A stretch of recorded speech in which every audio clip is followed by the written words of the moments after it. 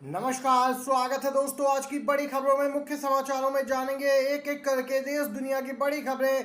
उन खबरों को भी जानेंगे जो सोशल मीडिया पर वायरल है। जी हां दोस्तों, आप सभी को बताएंगे जम्मू कश्मीर से आ रही है आज की सबसे बड़ी और ताजा अपडेट। जम्मू कश्मीर में नए मुख्यमंत्री का शपथ ग्रहण समारोह आज। राहुल गांधी, खड़गे, प्रियंका गांधी, उमर अब्दुल्ला के शपथ ग्रहण समारोह में होंगे शामिल। श्रीनगर में आज है समारोह।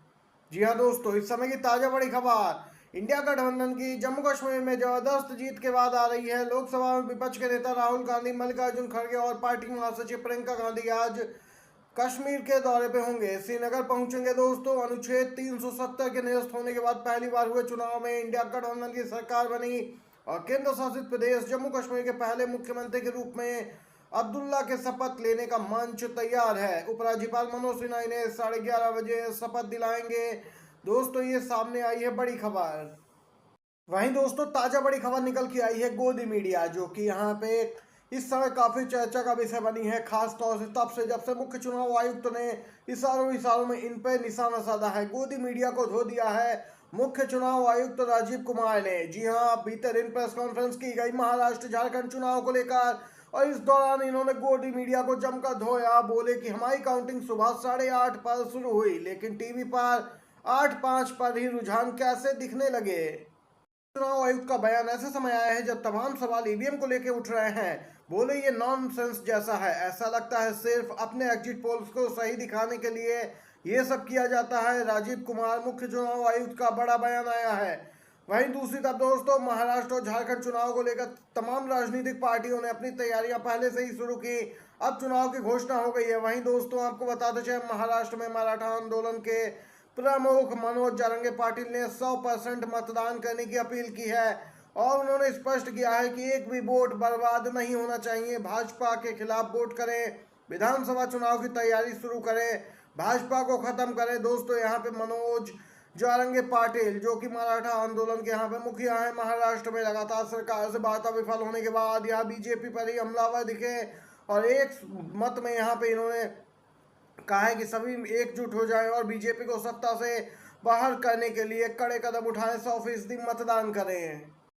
वहीं दूसरी तरफ दोस्तों, ईवीएम का मामला जोर पकड़ता जा रहा है। भले ही चुनाव तारीखों की घोषणा हो गई हो, लेकिन ईवीएम का मामला शांत होने का नाम नहीं ले रहा है। बिग ब्रेकिंग न्यूज, हरियाणा चुनाव के नतीजों पर पूर्व राज्यपाल सत्यपाल मलिक ने भी सवाल उठाए हैं। सत्यपाल मलिक आए दिन दोस्तों बयानबाजी करते रहते हैं और एक के बाद एक बड़ा बयान देते हैं। महाराष्ट्र में महाविकास अघाड़ी के लिए चुनाव प्रचार की बात पहले ही कर चुके हैं। उन्होंने कहा कि ईवीएम से चुनाव नहीं होने चाहिए, ईवीएम से निष्पक्ष चुनाव नहीं हो सकते। जिस देश ने ईवीएम बनाया वहां भी ईवीएम से चुनाव नहीं होते हैं। हैशटैग ईवीएम हटाओ लोकतंत्र बचाओ जबरदस्त तरीके से सोशल मीडिया प्लेटफॉर्म एक्स पर ट्रेंड कर रहा है। सत्यपाल मलिक का बयान दोस्तों आया है हरियाणा चुनाव को लेकर, जहां पे उन्होंने कहा कि यहाँ अप्रत्याशित नतीजे हैं। इनका अंदेशा किसी को नहीं था कि ये गड़बड़ी करके चुनाव जीत लेंगे। ईवीएम पर फिर से सवाल उठाए हैं सत्यपाल मलिक ने। दोस्तों, आप भी बैलेट पेपर के साथ हैं तो वीडियो को एक लाइक जरूर कीजिएगा। दोस्तों, लाइक करके अपनी राय भी जरूर लिखिए कमेंट बॉक्स में, आपकी क्या कुछ राय है। वहीं बड़ी ब्रेकिंग न्यूज आ रही है कांग्रेस पार्टी की तरफ से। कांग्रेस के महासचिव केसी वेणुगोपाल ने हरियाणा चुनाव में अनियमितताओं की जांच के लिए बिना क्लीन चिट देने के लिए चुनाव आयोग की आलोचना की। जी हां दोस्तों, 20 सीटों पर कांग्रेस पार्टी ने सवाल उठाए, ईवीएम जांच की मांग की। वहीं दोस्तों, बूथवार विसंगतियों का हवाला देते हुए वह कहते हैं कि यह बहुत ही दुर्भाग्यपूर्ण है। केसी वेणुगोपाल का बयान ऐसे समय आया है दोस्तों जब हरियाणा चुनाव को लेकर चौतरफा सवाल उठ रहे हैं। चुनाव आयोग की निष्पक्षता को सवालों के घेरे में खड़ा किया जा रहा है। सोशल मीडिया यूजर्स अपनी भड़ास निकालते नजर आ रहे हैं। आम जनता सोशल मीडिया पर अपनी राय व्यक्त करती है। इसी क्रम में दोस्तों, आपको बताते चले 20 सीटों पर सबूत सौंपे गए चुनाव आयोग को, लेकिन कोई कार्रवाई न होने के चलते कांग्रेस का नेतृत्व तो काफी नाराज है। इसी क्रम में सांसद केसी वेणुगोपाल ने चुनाव आयोग की आलोचना की है। वहीं दोस्तों, अगली अपडेट की ओर चलते हैं। प्रियंका गांधी का चुनावी आगाज, कांग्रेस ने वायनाड से बनाया उम्मीदवार, 2 और कैंडिडेट की लिस्ट हुई जारी।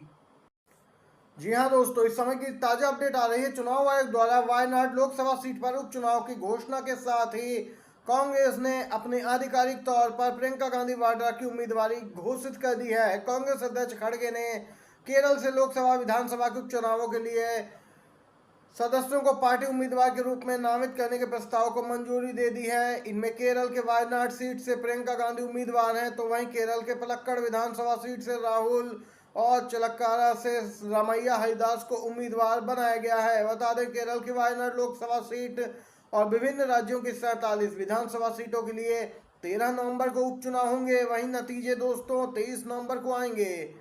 कांग्रेस नेता राहुल गांधी ने वायनाड सीट छोड़ी थी और उस पर उनकी बहन प्रियंका गांधी चुनावी मैदान में उतरेंगी। दोस्तों, आज से यहां पे चुनाव प्रचार भी शुरू करने जा रहे हैं राहुल गांधी, प्रियंका गांधी वायनाड के लिए। दोस्तों, आपको बताते चले, मिल्कीपुर विधानसभा सीट पर उपचुनाव होना था, इसकी तैयारी जोरों पर थी। अयोध्या के वर्तमान सांसद विधायक थे इस सीट से, विधायक की छोड़कर दोस्तों वह सीट खाली हो गई थी। उनके बेटे अजीत प्रसाद को टिकट दिया गया था। अवधेश प्रसाद यहाँ पे इस मामले को लेकर हमलावर नजर आया कि आखिर मिल्कीपुर सीट पर ही क्यों नहीं घोषणा की गई है चुनाव आयोग द्वारा चुनाव की। दोस्तों, चुनाव आयोग ने बताया कि मामला न्यायालय में है इस सीट को लेकर, इसीलिए इस पर अभी चुनाव तारीखों की घोषणा नहीं हुई। अब दोस्तों माना जा रहा है 2025 में दिल्ली और बिहार जब यहाँ पे चुनाव होंगे तभी इस सीट पे चुनाव माने जा रहा है।